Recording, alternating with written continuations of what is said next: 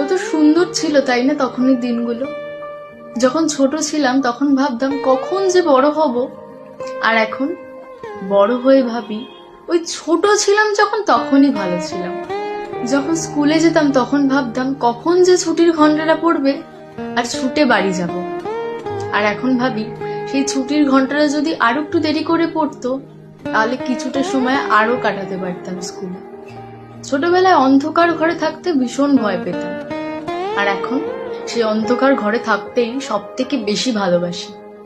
ছোটবেলায় একটু আঘাত লাগলেই মা মা করে চিৎকার করতাম, কাঁদতাম।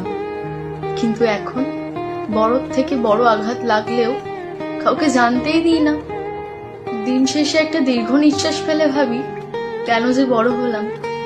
বড় হবার প্রচুর ইচ্ছে ছিল, কিন্তু মাত্র 18 বছর বয়সে এসেই বুঝতে পারলাম বড় হওয়াটা অত সহজ নয়। হ্যাঁ জানি বয়সটা এখনো বেশি হয়নি, তবুও এই বয়সে এসেই শরীর মন দুটোই খুব ক্লান্ত।